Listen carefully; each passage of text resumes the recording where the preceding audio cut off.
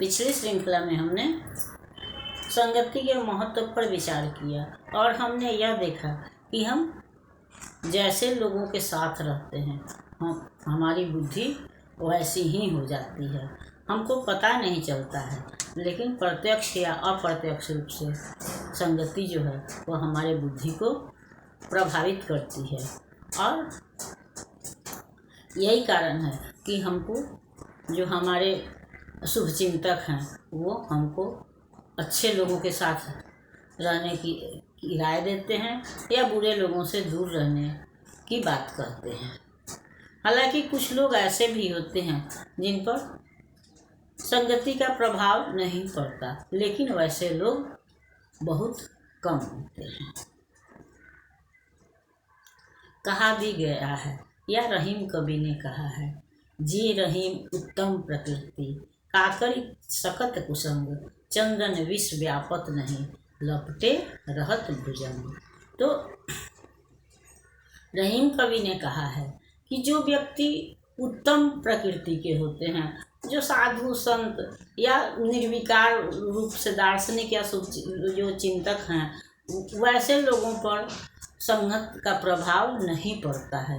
वो समाज में रहते हुए भी समाज से परे होते हैं, तो वैसे लोगों पर संगत का प्रभाव नहीं पड़ता है। जैसे कि चंदन विष व्यापत नहीं, लपटे रहत भुजंग, यानी कि चंदन के पेड़ में, चूँकि चंदन ठंडा होता है और सांप जो होता है उसको वह न तो ज़्यादा गर्मी बर्दाश्त होती है नहीं ज़्यादा ठंडी, इसलिए वह ठंडक के लिए गर्मी के दिनों में चंदन के पेड़ से लिपटा रहता है, लटका रहता है। लेकिन उससे चंदन की प्रकृति पर कोई प्रभाव नहीं पड़ता। चंदन अपनी शीतलता नहीं खोता है, वह शीतल का शीतल ही होता है, सुगंधित का सुगंधित ही होता है।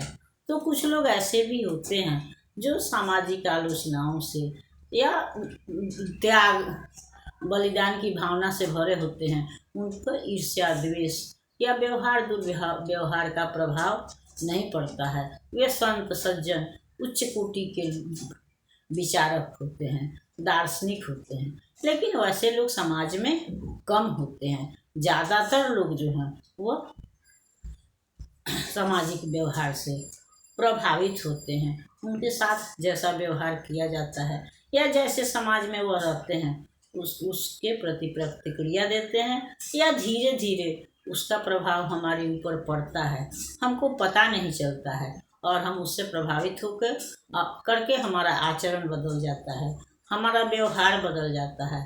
इसलिए हमको अच्छी संगति में रहने का प्रयास करना चाहिए। अगली श्रृंखला में हम अगले दोहे पर विचार करेंगे।